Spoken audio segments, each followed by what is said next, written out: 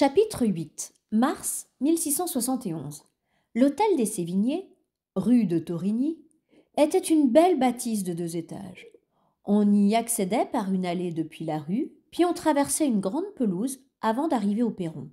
La maison était flanquée de 2 ailes, les communs d'un côté et les écuries de l'autre.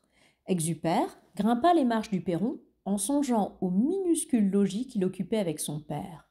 La paie d'un officier n'était pas lourde. Benoît Lecoq, son père, avait dû économiser sol après sol pour acheter sa charge d'officier de police, puis emprunter une grosse somme pour payer les études de son fils. Mais l'emprunt n'était pas un don, il fallait le rembourser. Exupère allait lever la main pour frapper à la porte, lorsqu'elle s'ouvrit sur Jeannet, un jeune valet en livrée, qui s'effaça aussitôt pour le laisser entrer. En un mois, Exupère avait appris à le connaître. Souriant et discret, comme devait l'être un valet de grande maison, Jeannet ne parlait pas, il se contentait d'écouter et d'obéir. Un vaste escalier en fer à cheval allait du vestibule au premier étage, et justement, la marquise le descendait en compagnie d'un vieil abbé. Elle s'arrêta en reconnaissant le jeune homme qui tenait son chapeau à 2 mains. Ah, mon jeune Cerbère, venez là. Je n'ai que quelques minutes à vous accorder, je sors. La marquise se tourna vers l'abbé pour lui expliquer. C'est le jeune homme qui chaperonne Charles. Il a fière allure, non? Eh bien, mon bien bon oncle, il a à peine 17 ans. 17? S'étonna le vieil abbé. On lui en donnerait 20 tant il est bien bâti. Alors, qu'a fait mon guidon de fils? Demanda-t-elle, arrivée au bas des escaliers. Monsieur le marquis est allé avant-hier, le midi chez mademoiselle de L'Enclos, l'après-midi chez monsieur Racine. Monsieur Racine loge chez une comédienne, la Champmeslé. Mon Dieu, lança la marquise horrifiée. Chez Ninon et la Champmeslé. Quelle honte! La Champmeslé pourtant mariée. Exactement, soupira Exupère. Les cornes que porte son mari sont si hautes qu'il ne doit plus franchir les portes. Cela ne me regarde pas, mais il se passe de drôles de choses dans leur maison. La marquise rougit violemment et Exupère n'eut pas le courage de donner d'autres détails. Il se racla la gorge et poursuivit. Puis votre fils a passé la soirée avec messieurs Chapelle, Despréaux et Racine au cabaret de la Croix de Lorraine, près du cimetière Saint-Jean. Ah, la belle compagnie! S'indigna la marquise. Et je suppose qu'ils ont mangé gras malgré le carême et que c'est mon fils qui a payé. Vous supposez bien, monsieur Racine a une dispense de l'église pour manger gras. Il paraît qu'il est malade. L'abbé leva les bras au ciel et madame de Sévigné enragea. Sors net! Mon fils, lui, n'a pas de dispense. Ensuite, hier, il est allé à la cour, au château de Saint-Germain. Je l'ai entendu donner l'ordre à son cocher, mais je n'ai pu le suivre, n'ayant pas de voiture. Le soir, il est retourné au cabaret, cette fois au Mouton Blanc, mais on a refusé de leur servir de la viande. Il faut dire que la police a fait arrêter l'aubergiste, car, depuis la rue, on sentait l'odeur des rôtis et des poulets à la broche.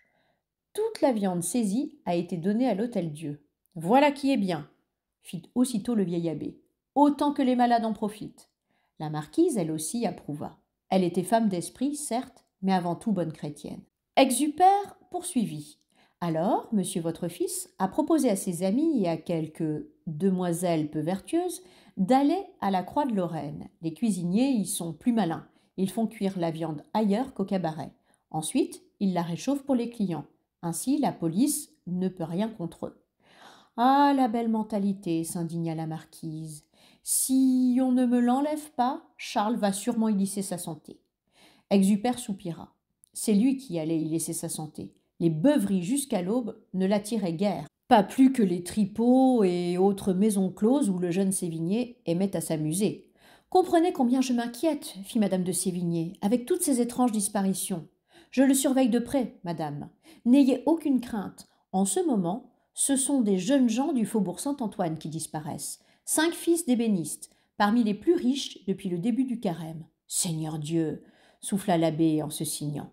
5 en un mois. Mais que fait la police? Exupère répondit avec gêne. La police ne ménage pas sa peine, monsieur l'abbé, mais elle n'a pas de piste. Ne quittez pas mon fils des yeux, je vous en supplie, souffla Marie de Sévigné.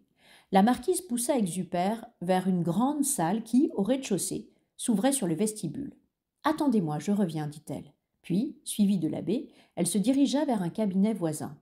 Par la porte grande ouverte, Exupère distingua de belles boiseries aux teintes chaudes une table de travail et deux fauteuils. La pièce où il se trouvait n'était pas moins riche. Il y avait là de magnifiques tapisseries, une dizaine de chaises recouvertes de velours et presque autant de tabourets. Deux chandeliers d'argent se dressaient sur la haute cheminée en marbre, de part et d'autre d'un portrait de jeune femme. Boucles claires, teint de rose, œil rieur en amande, une vraie beauté. En un instant, Exupère pensa que Camille ferait un bien joli modèle avec ses boucles brunes et ses yeux gris. Il l'imagina en nymphe antique, à peine couverte d'une tunique courte, avec ses cheveux dénoués, comme sur ce tableau qu'il avait admiré un jour chez Monsieur de la Reynie, le lieutenant de police. Il avait 13 ans et c'était la première fois qu'il voyait une femme légèrement vêtue.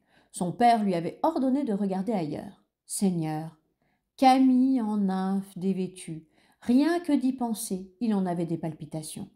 La peste soit de cette pain-bêche. Elle est belle, n'est-ce pas? Exupère sursauta. Qui donc? Demanda-t-il précipitamment en se tournant vers la marquise.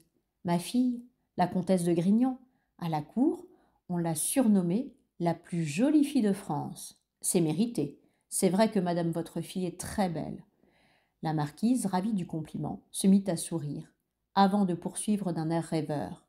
De nombreux poètes ont vanté ses grâces, savez-vous. Le roi lui fit même l'honneur de danser avec elle. Chaque fois que je vais à Saint-Gervais ou à Versailles, la reine me demande de ses nouvelles.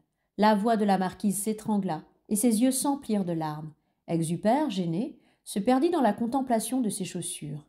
Dieu, qu'elle me manque. Allons, fit la marquise, avec un sourire forcé. Revenons donc à mon guidon. Voici 30 livres, mon garçon, prenez-les. Madame, c'est trop, se récria Exupère. Mais elle lui mit les pièces de force dans la main. Je veux que vous vous occupiez de mon fils, sans souci d'économiser le prix d'une voiture ou d'un repas. Faites-moi plaisir, prenez-les. Son regard se faisait suppliant. Alors Exupère acquiesça, et il empocha l'argent. Maman? Appela une voix d'homme dans l'escalier. Maman mignonne! Seigneur Dieu, c'est Charles. La voix du guidon résonnait dans le vestibule. Exupère vit le regard affolé que la marquise lança à son oncle. Comprenant aussitôt, le vieil abbé se précipita à la porte pour retenir le jeune marquis, tandis que la marquise poussait Exupère derrière une tenture. Venez me rendre compte dans 2 jours, lui souffla-t-elle, chez madame de Lafayette, vers 10 heures. Mon fils se lève fort tard, mais je crains qu'il ne vous voie ici. Je serais confuse s'il savait que je m'inquiète et que je le fais suivre. Je vous y retrouverai, l'assura Exupère. Parfait, pensa-t-il, en regardant la marquise sortir dans le vestibule pour aller embrasser son fils. Il avait justement 2 mots à dire à une certaine pain-bêche aux yeux gris.